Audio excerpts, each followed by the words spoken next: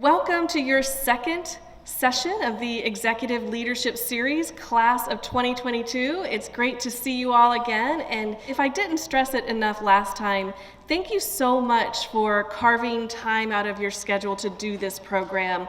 I know every single one of you is, balancing plates, and you have so many things going on in your jobs, in your lives, and your families, and to carve out time to learn about the community and to learn about what you can do to make the community a better place is amazing. And so thank you. If I didn't stress that enough last time, I truly appreciate you participating in this program.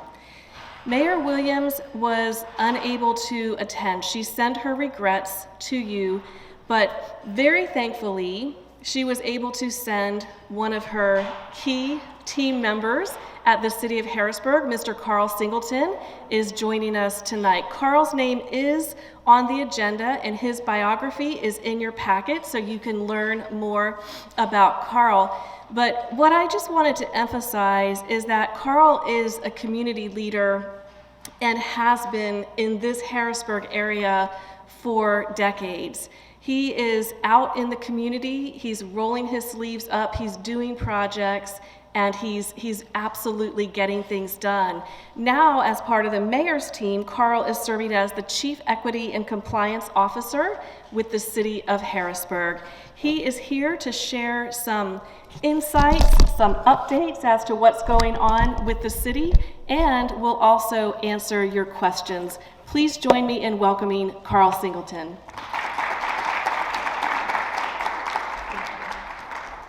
Thank you again. Appreciate it. Thank you. Well, hello, and thank you for having me. Of course, I'm sure you much rather have the mayor aside from me, but I think standing in her stead is just another show of her commitment to the city with regards to her administration. The position that I currently serve in was a created position, not for Karl Singleton, but a created position for the Williams administration to showcase her commitment to equity and inclusivity. So as I stand here fortunate to fill the position of Chief Equity and Compliance Officer, I owe a debt of gratitude to Mayor Wanda R.D. Williams. With that being said, we know in the Harrisburg region, we can do a whole lot better with regards to equity and inclusion of all. There's been a history of systemic omission and deletion. And those are some of the things that Mayor Williams talked about, not only in her campaign, but certain things that she's lived through, not only on city council for 16 years, but as 12 years as city council president. So most ordinance and bills that were brought before her and our policies and decision-making were predicated upon her making sure that they were fully inclusive of all. With that being said, one of my first charges as we talked was to figure out what we could do as a new administration coming in, and all a lot of individuals saw were this influx of dollars in terms of the American Rescue Plan dollars. And so Harrisburg is back, has the opportunity to be thriving, not merely surviving post-COVID. And so opportunities like this to talk about the ARPA funds as well as initiatives internally that are going on are oftentimes welcomed by the Williams administration. So with that being said, what are we doing? One of the things that we've done to ensure that there was going to be full participation with the region, and particularly with community members, was Mayor Williams tasked her administration, in particular her cabinet, with going out and holding public meetings to hear from the public on what they thought the ARPA funds could be utilized for, within reason, of course, of the bounds of Department of Treasury. So having had those meetings, we reached out to a professional services organization to make sure that we fully captured it, the responses from our communities, the entire community, not segmented communities, but every part of our community, gathered their feedback, and those thoughts, ideas, questions, and concerns are being summarized as we speak today. So there has not been a draft as of yet, but that draft should be forthcoming within the next month and a half, 2 months, I would say. Another thing that was done was I was tasked personally with doing something around the areas of equity. And so what did I decide to do after having discussion with Mayor Williams was we developed what's called the Equity Roundtable. And what these Equity Roundtables are intended to do was to network with thought leaders, forward thought leaders in the areas of health, education, workforce, and justice and law. And so what we were able to do is go out and engage some individuals locally, nationally, as well as nationally, to come together bi-monthly. The second Tuesday bi-monthly, we come together with Mayor Williams to hold this conversation, and there's roughly 40 of us. In between those bi-monthly meetings, we come together and we host the second Tuesday of the month, we hold committee meetings. So 10:30 in the morning, committee meetings are going on in the spaces that I just named, those 4 areas. And what we have are thought leaders there that are run by co-chairs. And so for workforce development, we have as our co-chair, Ms. Elisa Harris, who's UGI Corporation, for diversity, equity, and inclusion. And for our education equity committee, we have as the chair, and I call them co-chairs, but so chairs of specific committees is for education is Dr. Travis Waters, who of course is a local talent, currently professor, former superintendent at the Stilton High Spire School District. We have Ms. Tina Nixon, of course, superstar, UPMC. She's heading up our health equity committee. And then we have, for our justice and law, we have our brother Sheldon Murray, who is the diversity, equity, inclusion type expert from BHRC formerly to state agencies to now in the Central Pennsylvania Diversity Organization. So those are, I believe, were well-rounded individuals that can lead the charge internally. So it's not necessarily run by the mayor or by me, but they're tasked with having their interpersonal conversations or their compartmentalized conversations as committee members, as committees, and then we'll come together bi-monthly. And so they're not really segmented. We come together to then have a robust conversation around the thoughts and ideas that they have and or recommendations that they would see the city government utilizing to make sure Harrisburg is truly the leader and forward-thinking entity that the capital city should be. And so that's 2 things that I wanted to highlight today.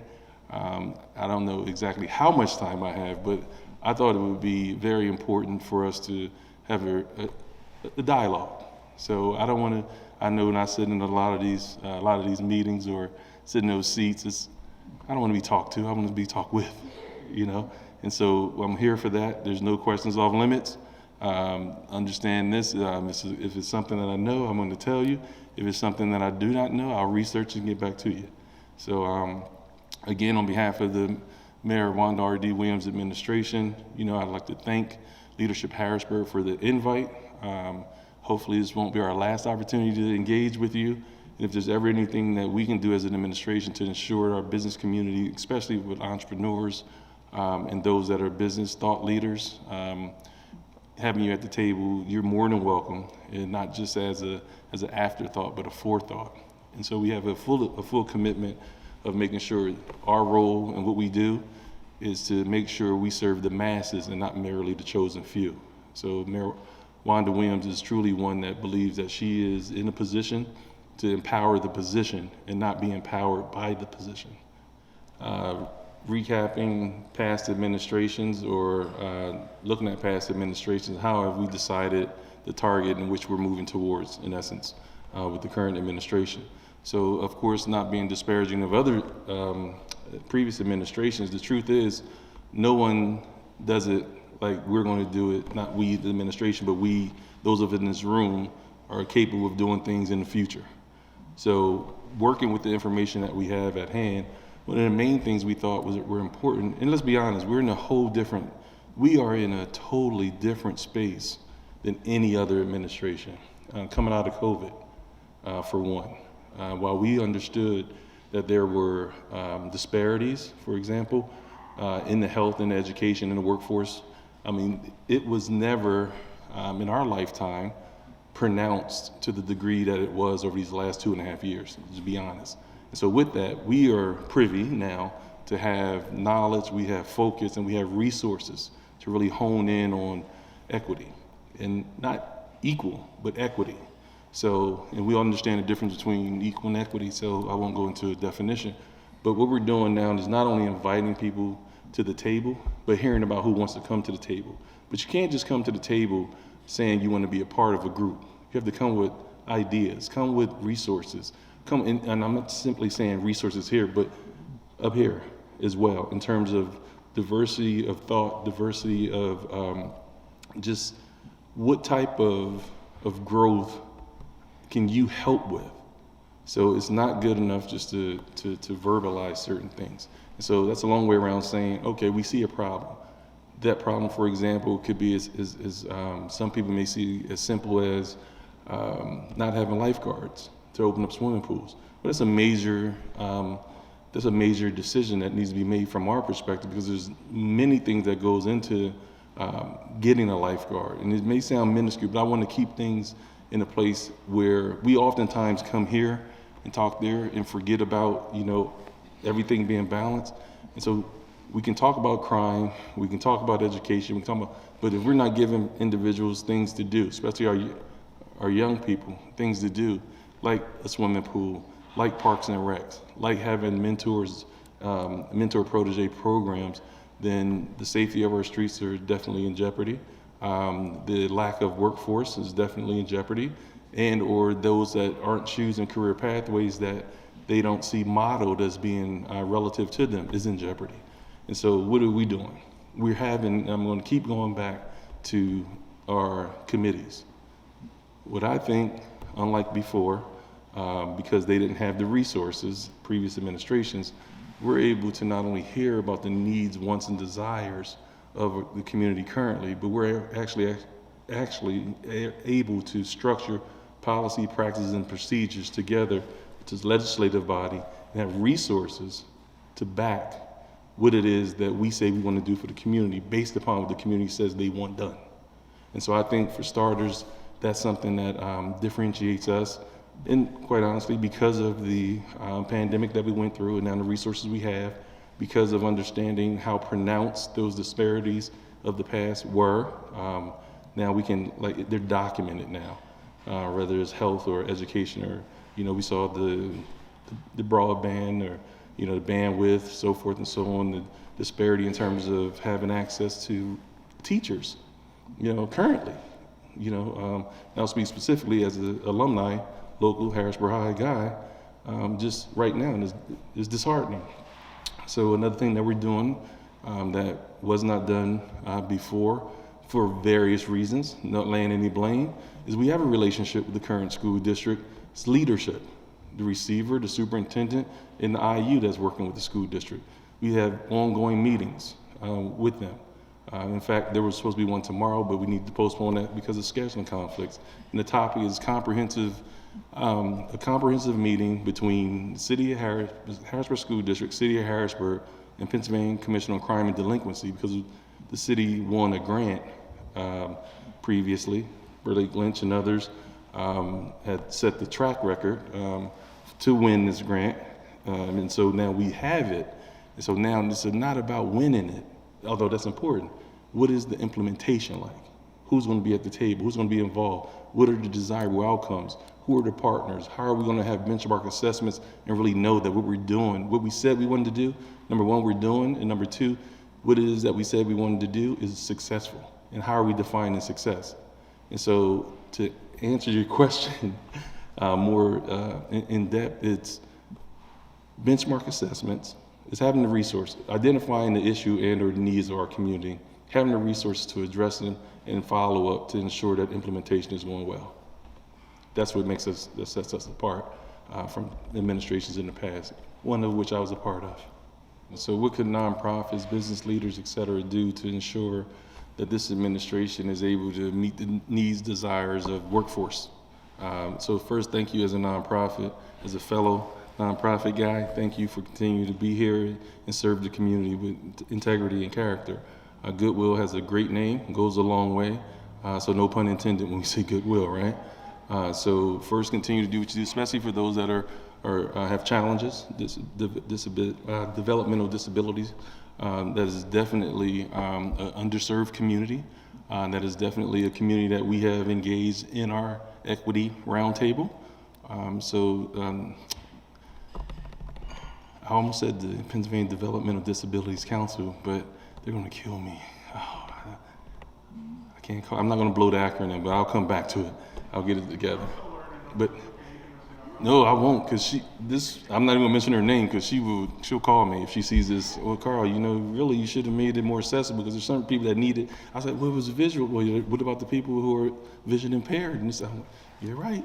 So teachable moments. So back to your question, what you can do is continue to do what you're doing, first of all. So we're not coming in as an administration to say, we want you to scrap things. What's working, let's help enhance that.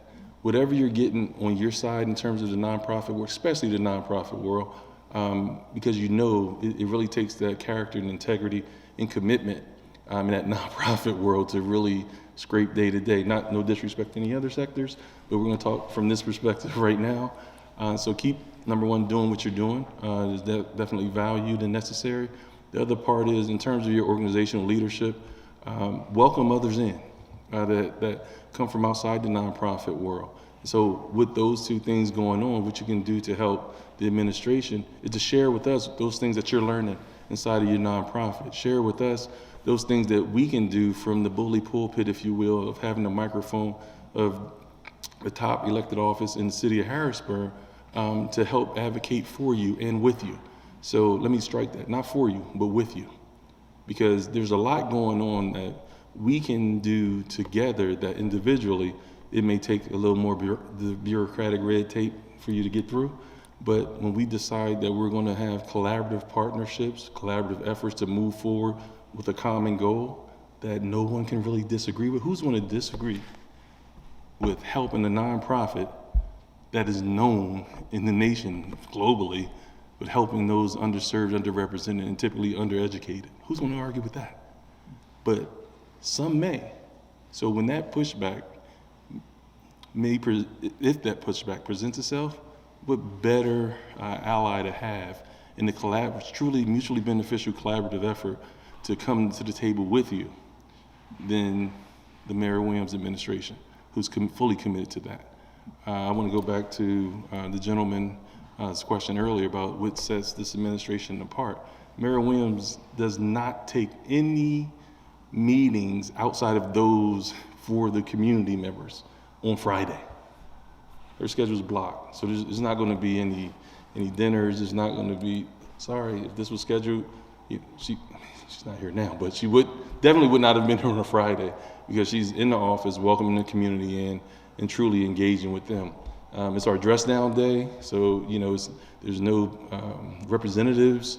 You're really getting the administration at that point, grassroots, in the office, in a true interaction. It's a beautiful thing to see. And I didn't see that, in previous administrations to the degree that is being done in terms of being one day, totally dedicated. She barely talks to us sometimes. She's like, well, we got to get to the next meeting, So it's one of those things where she's truly committed. So the Mayor Williams the candidate that you witness going door to door is that same person, all the time, but especially on Friday. So what are we doing as an administration after the listening sessions and engagement with the community to ensure that we're prioritizing those needs as they come in, or those suggestions, thoughts, and or ideas as they come in? Well, that's why there's many of us in terms of we're an administration of many. Of course, we're one leader, but an administration of many. And what we do respectfully is we have those conversations, and we, in essence, become advocates for for what we hear, networking with what our charges are. So, for example, the equity and inclusion piece. Whenever I'm, listening to these community meetings or engaging with the community, I can hear loud and clear where I hear about inequalities, where I can hear loud and clear about social justice. I can hear loud and clear about workforce and needs around health, a public health office. I can hear loud and clear about feeling like, systemic oppression and or racism is a real deal. And so I would go back and I would just simply advocate in my weekly reports that we turn in as cabinet members to the mayor. Here are some thoughts and ideas that I have that I think you should consider.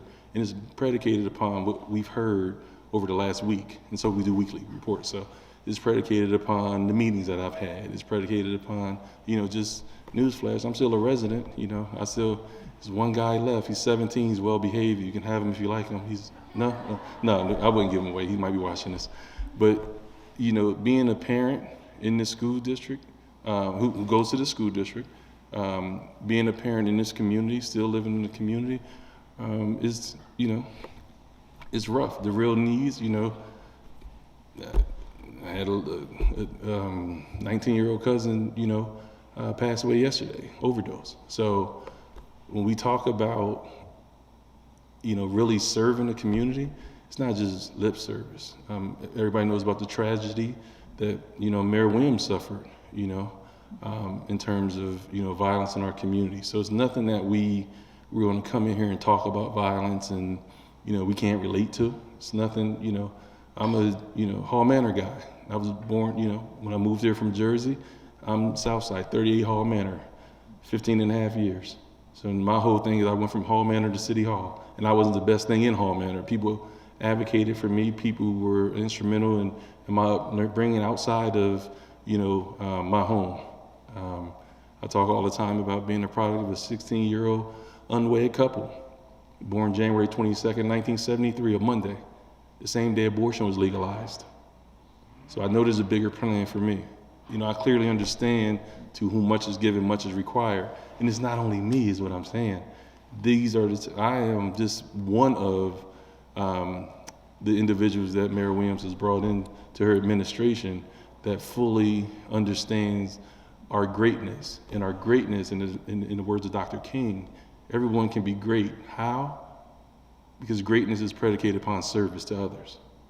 So we understand in this administration, we take it serious in terms of how we serve with character and integrity, ethics and morals.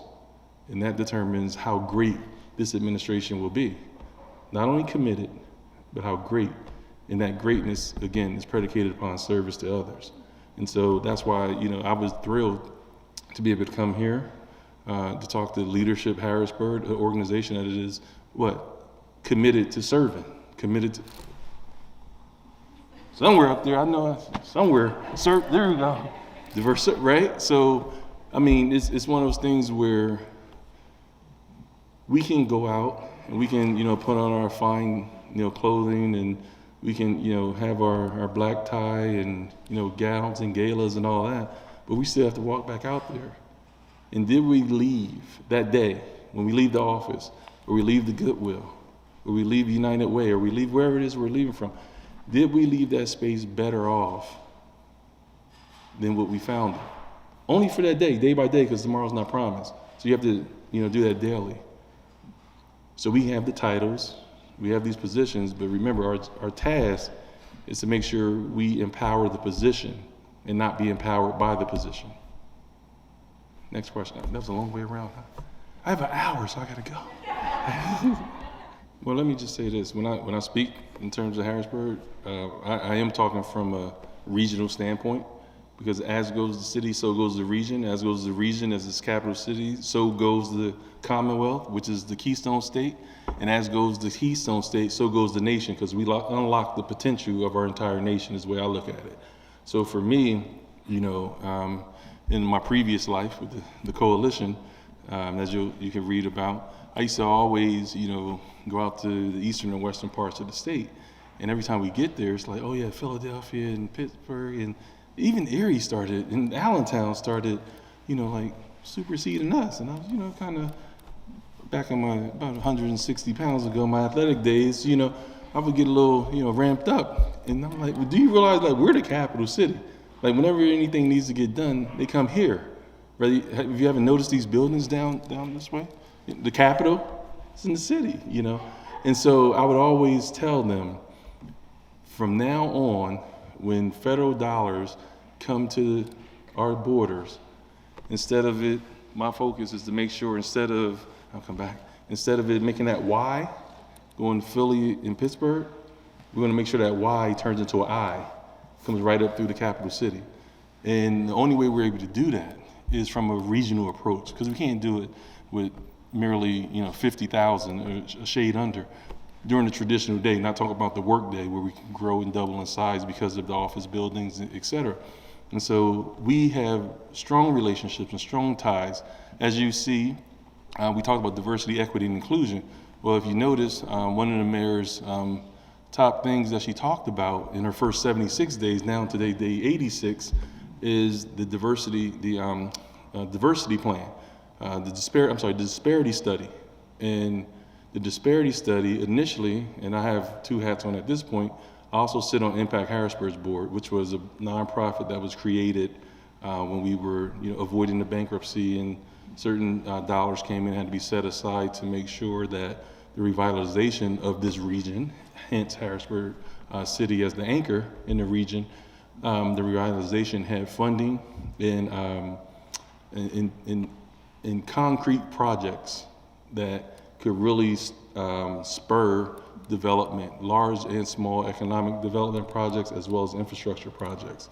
And so I'm proud to say, one of the things that we knew were necessary to address not only the economy at that time, but the future of the economy, the future workforce, and understanding inclusivity at the same time, simultaneously, was that we would need a disparity study. And so we started this language about having a disparity study probably going on 3 years ago. And it was because our community was really changing.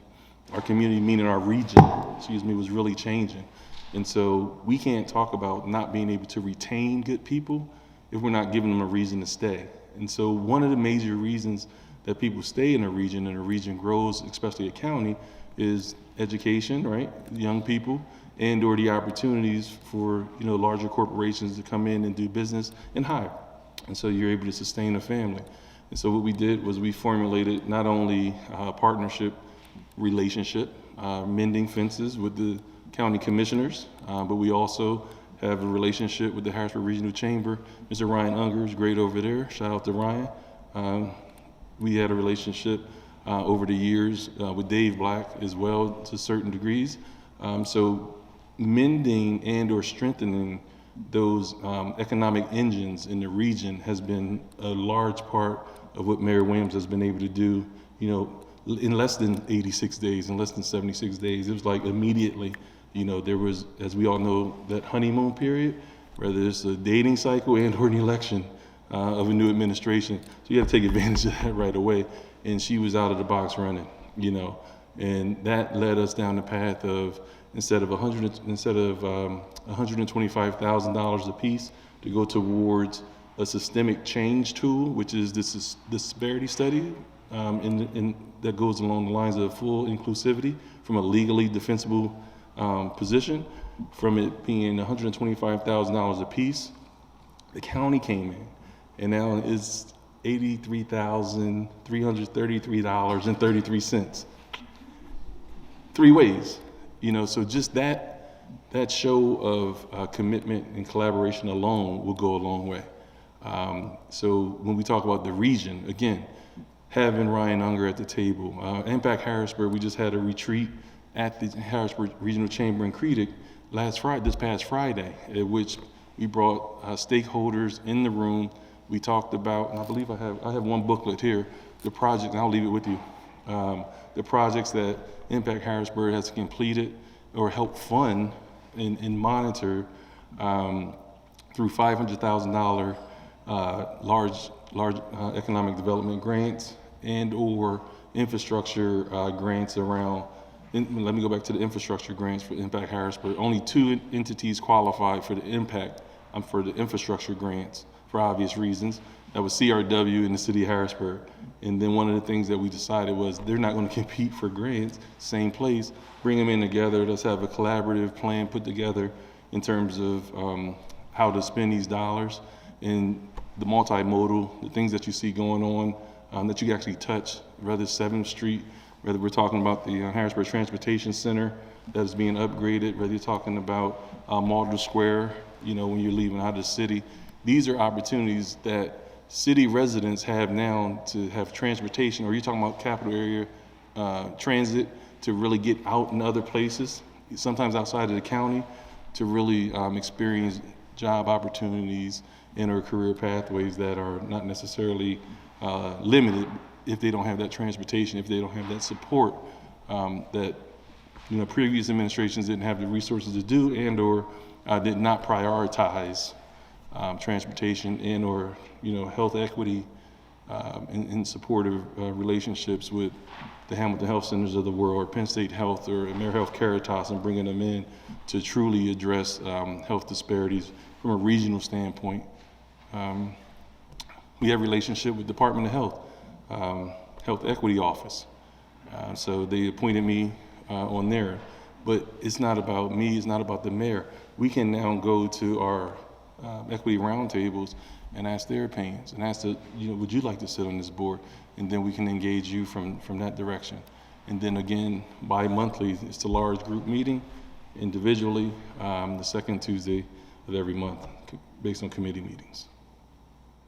So great question again. And what are some of the things that we're doing aside from understanding that we have the basics to address, in essence? What are we doing forward thinking, being innovative and welcoming so that businesses are truly recovering as well as we're saying the city is? So as you know, and I'll go back to, and I'm wearing these dual hats and that's probably part of the reason that I'm in the administration. So when you look at the neighborhood stabilization grants that we gave out to mom and pop shops, if you will, local businesses in the city, we understood that one of the things that we could not do from an Impact Harrisburg standpoint and working closely with the city was to forget about keeping the lights on of those businesses that were currently, in the mix of all of this, whatever this may have been at the time.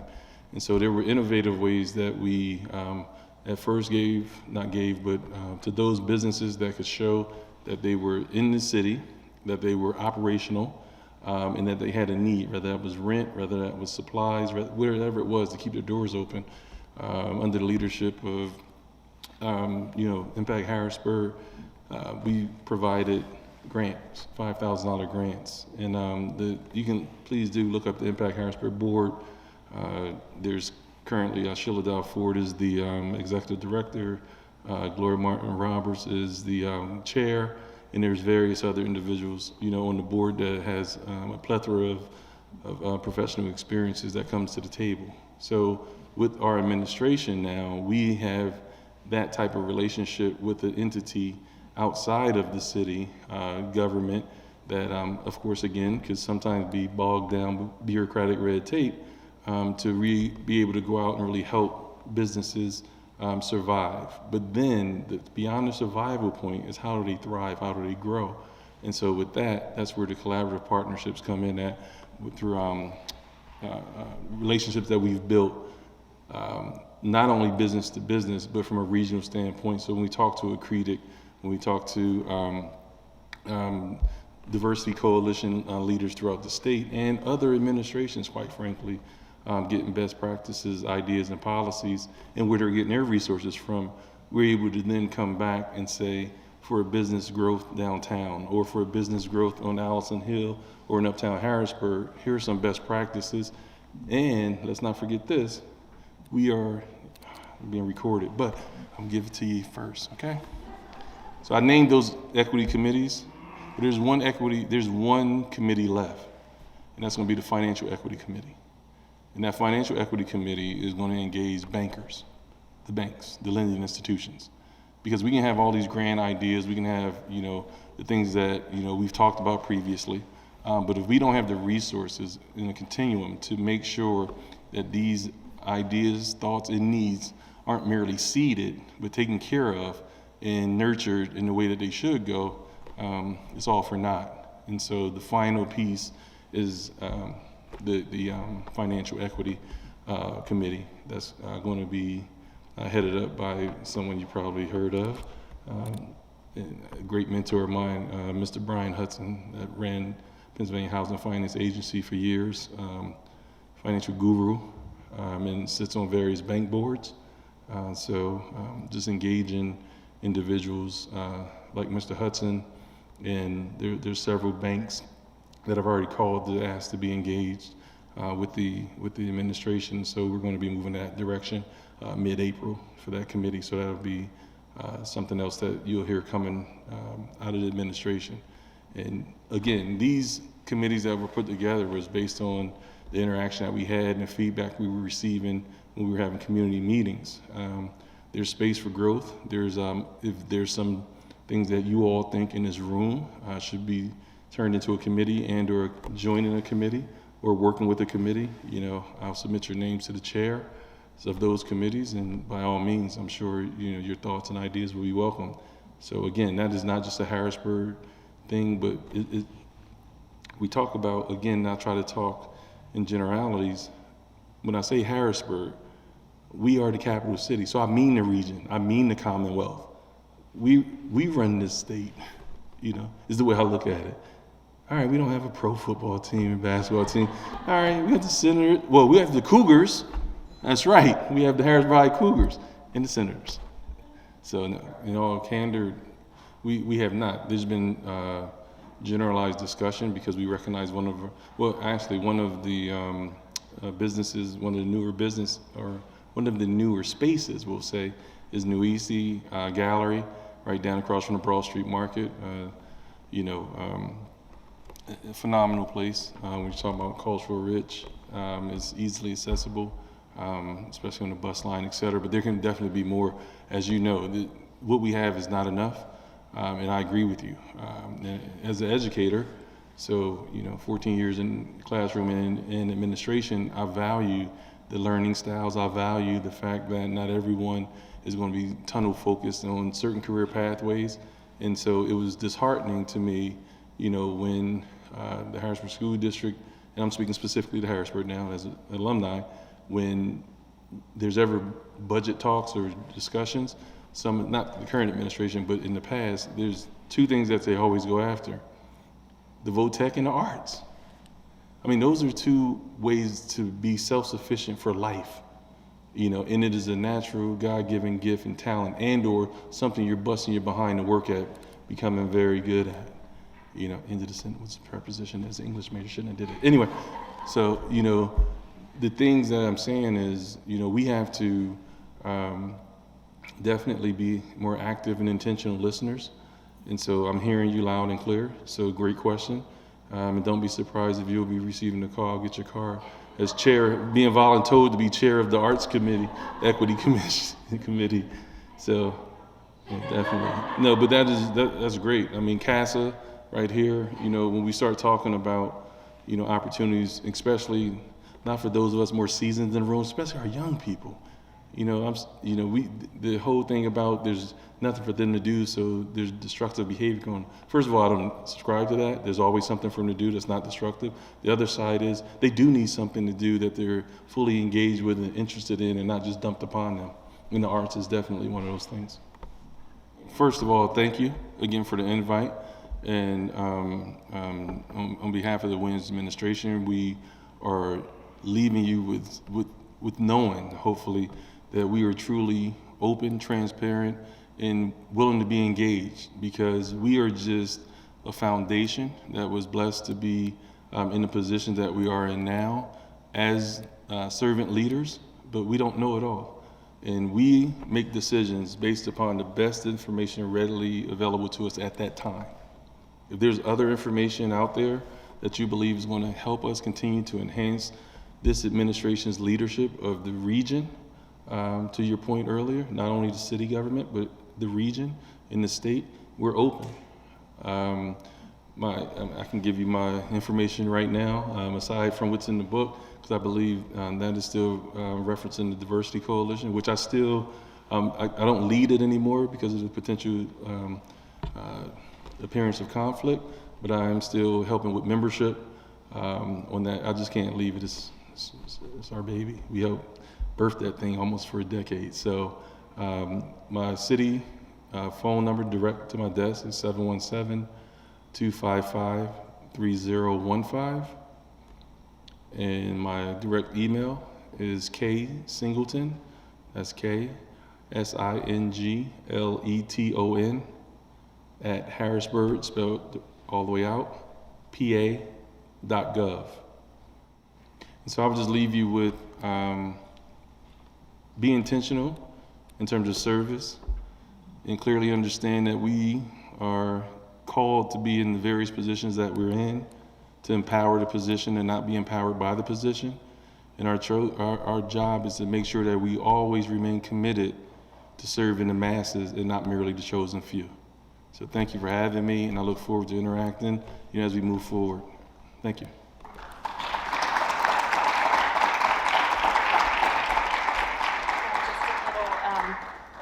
Just a note of appreciation for you here. Thank you so much for being here. Really appreciate it. Thank you very much. Thank you. Great. Oh, hang on here. Here we go.